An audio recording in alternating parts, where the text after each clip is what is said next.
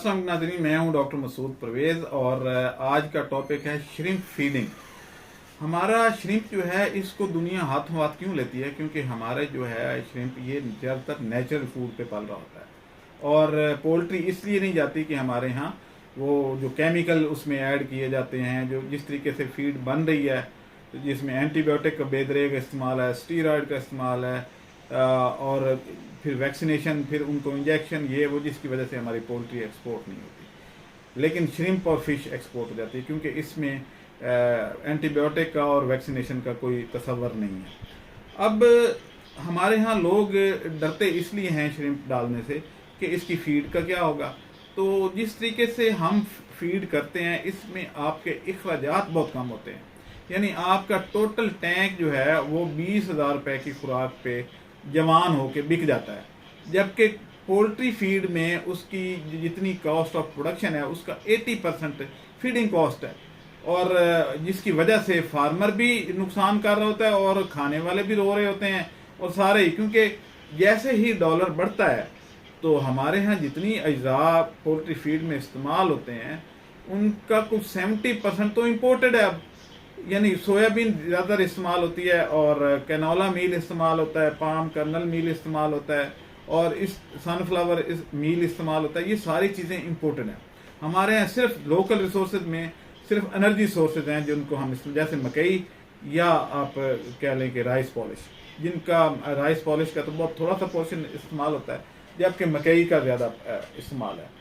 अब जहाँ तक इस श्रिम्प फीड का तलक है, मैंने ऐसे ज़राए जो है वो डिस्कवर किए, इन्वेंशन नहीं डिस्कवर किए। इन्वेंशन होती है जो खुद बनाया जाए, यानी अज्जा पहले से मौजूद थे लेकिन लोगों को इल्म नहीं था।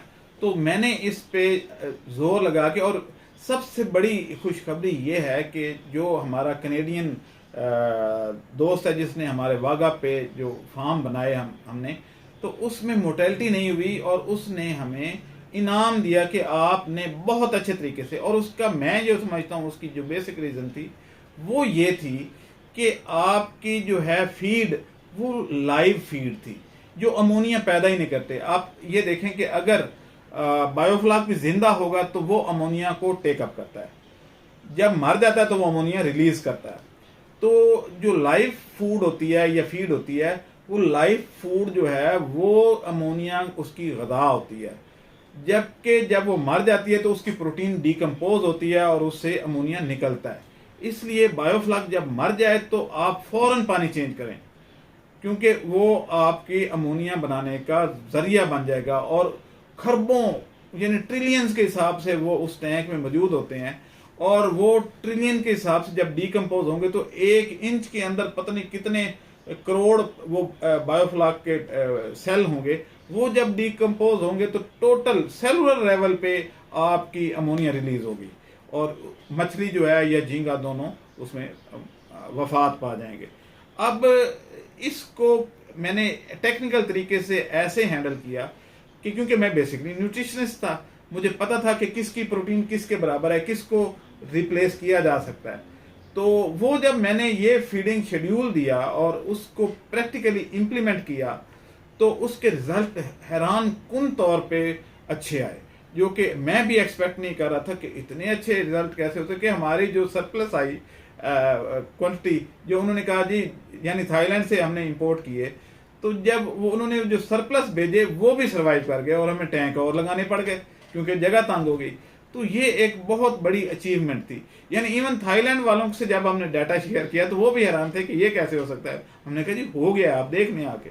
तो ये सूरत हाल बनी। तो इसी तरीके से अब दूसरा ये है कि एक और प्रॉब्लम आ रही है जिससे ज़रा बचने की ज़रूरत है कि कुछ लोग यहाँ पे लोकल जो है श्रिम्प समुंदर से पकड़ के तो उसको दे देते हैं, वो कभी भी सर्वाइव नहीं कर सकता। हमेशा कल्चरेबल जो है वो वैरायटीज वो डालनी चाहिए। समुंदर से जो पकड़ी हुई वैरायटी है वो मर जाती है क्योंकि एक तो स्ट्रेस आता है, दूसरा जब जाल से पकड़ते हैं तो उसकी टांगे वांगे टूट जाती हैं, वो जख्मी हो जाता है, वो उसका भी सर्वाइव नहीं कर पाता। तो इसलिए कोशिश करें कि जो सीड लेना है वो किसी अच्छे रिलायबल सोर्स से लें, ना कि आप जो राह जाते बंदे से पकड़, जैसे टैंक में कहता हूँ कि राह जाते बंदे से ना लगवाएं, जिसका ना कोई अता ना पता ना, तो वो आपके लिए नुकसानदेह होगा। किसी कंपनी से, किसी ब्रांड से लगवाएं। तो अब ये है कि क्योंकि एक हमारे यहाँ तो आवा का आवा ही बिगड़ा हुआ है, तो जो बंदा दो चार, यानी हमारे यहाँ तो हर बंदा सियासतदान है। आप कभी जाके तंदूर पे बैठ जाएं तो वहां पे जो लोग खड़े होते हैं वो भी इतने बड़े सियासतदान होते हैं, तो नवाज शरीफ और इमरान खान तो कुछ भी नहीं उनके सामने। आप किसी गांव की बोर्ड के तल नीचे बैठे हुए जो लोग हैं उनसे कभी सियासत पे डिस्कशन करके देखें, लेकिन आखिर पे उनका रिजल्ट पता क्या होता है। यानी एक दफा मैं ऐसे लोगों में बैठ गया तो एंड पे मेरे से पूछते हैं, डॉक्टर साहब आप इतने बड़े साइंसदान हैं, तो ये बताएं, सियासत पे बड़ी अच्छी बात कर रहे थे कि जी ये हो गया, जी हमें पता चल गया इसके पीछे कौन है, इसके पीछे कौन है, आर्मी ने ये कर दिया, आर्मी ने वो कर दिया, ये वो, यानी इस तरीके से वो बातें करते हैं कि उनको जैसे वो खुद ISI में रहे हों।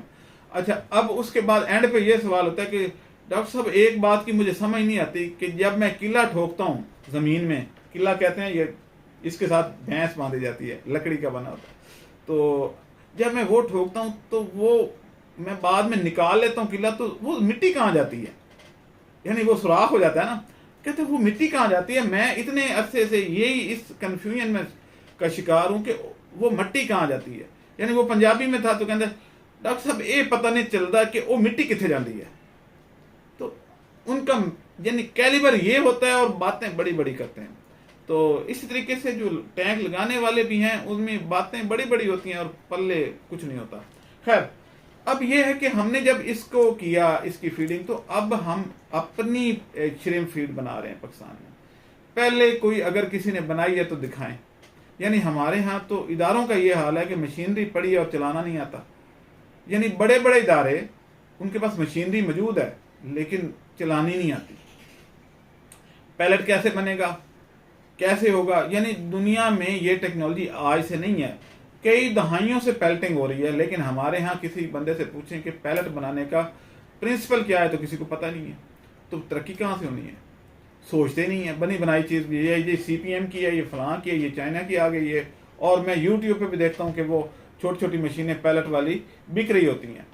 तो लेकिन ये है कि अल्हम्दुलिल्लाह खैर हमने तो इसको कमर्शलाइज कर दिया है श्रिम्प, तो इनोवेटिव श्रिम्प फीड के नाम से हम इसको सेल कर रहे हैं। इसी तरीके से इनोवेटिव फिश फीड के नाम से हम CP40 की फीड अब बना रहे हैं। तो इस सूरत हाल में हम ये देखना चाह रहे हैं कि अगर इतना कम इन्वेस्टमेंट अगर हो और रिटर्न इतना अच्छा हो तो इससे बेहतर कारोबार क्या होगा। लेकिन लोग थोड़ा हिचकिचा रहे हैं, लेकिन ये है कि फिर भी इतनी तेज़ी से लोग आ रहे हैं। आज मेरे पास लाहौर के सबसे बड़े होटल ने मुझे इनवाइट किया हुआ था कि जी आप आएँ और हमारे जो है टैंक ये हमें लगा के दें, क्योंकि हम श्रिम्प मंगवाते हैं कराची से, और कराची से जो श्रिम्प आते हैं या प्रॉन या झींगा जिसको आप बोलते हैं, वो हमें 3 महीने बाद आके लाहौर में मिलते हैं, क्योंकि 2 महीने तो लांच ही समुद्र में फिरती रहती है और बर्फ़ लगा लगा के उसको वो करते हैं, और उसके बाद जो है वो कराची से फिर बर्फ़ लगा के फिर लाहौर आता है, और लाहौर में फिर वो सर्द खाने में पड़ा रहता है, और उसके बाद कहीं जाके उसकी बारी आती है और वो पकता है। तो हम जो श्रिम्प लाहौर में खा रहे हैं ये कम अज़ कम, यानी ज़्यादा नहीं, कम अज़ कम 3 माह पुराने होते हैं। तो जब फ्रेश श्रिम्प आपको मिलेगा या झींगा मिलेगा तो उसका तो टेस्ट ही और होगा, जो आपने कभी खाया ही नहीं है। कराची वालों को नसीब नहीं होता तो आपने कहाँ से खाया होगा। तो ये एक अच्छी एक हेल्दी फूड के तौर पे इंट्रोड्यूस करवाने में हम कामयाब हो रहे हैं। अब फिर इसकी पैकिंग पे हम काम कर रहे हैं कि इसकी पैकिंग कैसे, क्योंकि हमारे यहाँ पंजाबियों को तो पता ही नहीं है कि इसको पील ऑफ कैसे करना है, इसकी गट कैसे निकालनी है, तो उस पर ट्रेनिंग ये कर रहे हैं। तो जब ये बेड़ा उठाया तो फिर मैं इसके तमाम वैल्यू एडिशन पे भी बात करूंगा, और अगली वीडियो में इंशाल्लाह हम इसकी जो value addition of shrimp and fish वो करेंगे। डीबोनिंग में सिखा रहा हूँ लोगों को, ये सारी चीज़ें हो रही हैं। जो लोग अभी इसमें आना चाहते हैं वो फौरी आ जाएं, क्योंकि डिले नहीं करना। जब सर्दियां आ जाएं तो फिर आपके अखराजात बढ़ जाएंगे। पालना के तरीके तो हम सिखा देंगे, लेकिन अखराजात बढ़ जाएंगे पानी गर्म करने पे। आखिर चाहे थोड़े आए ज़्यादा आए, अखराजात तो आएंगे ना। तो इसलिए अब देर मत करें, इसको अभी से करें और अपना रोजगार बनाएं। देखिए मेरी एक बात सुने, महंगाई आपका कुछ नहीं बिगाड़ सकती, बशर्ते कि आप थोड़ा सा रिसर्च माइंडेड हो जाएं, कोई नई प्रोडक्ट लेके आएं। महंगाई उन लोगों को मार रही है जो पुराने ट्रैक पे चल रहे हैं, यानी सीधा सीधा जो है, फर्ज करें कि एक दर्जी है तो कपड़े ही सी रहा है, डेढ़ साल, तो उसी में दर्जी और आते जाएंगे, कंपटीशन बढ़ता जाएगा। जब कोई नई चीज लॉन्च करेंगे तो उसमें कंपटीशन नहीं होता, अर्निंग बेहतर होती है। पुरानी चीज, एक किराने के सामने एक और किराना स्टोर बनाने से कोई फायदा नहीं होता। आप कोई और इनोवेटिव काम करें, जैसे मैं कर रहा हूं। आए, अगर आप खुद नहीं कर सकते तो मेरे साथ ज्वाइन कर लें, नो प्रॉब्लम। एसी हाइब्रिड करना शुरू कर दें, बिजली बचत होगी, कौम का भी फायदा, आपका भी फायदा, अवाम का भी फायदा। तो इस तरह के काम करें। बिजली फ्री, मुफ्त बिजली जिसको हम कहते हैं, मुफ्त बिजली प्रोजेक्ट जो है उसमें शामिल हो जाए। बिजली घर का चले, रात की बिजली अगर आपको मुफ्त मिलनी शुरू हो जाए तो ज़ाहिर है बिल आधा हो जाएगा। तो इस तरह के काम करें, इनोवेटिव काम करें, ना कि पुराने तरीके से वही मक्खी पे मक्खी मत मारें। अब मुझे इजाज़त दें, अल्लाह हाफ़िज़। हमारे चैनल को सब्सक्राइब करें और साथ में बेल आइकन को भी दबा दें ताकि हमारी हर नई आने वाली वीडियो आप तक बआसानी पहुंच सके।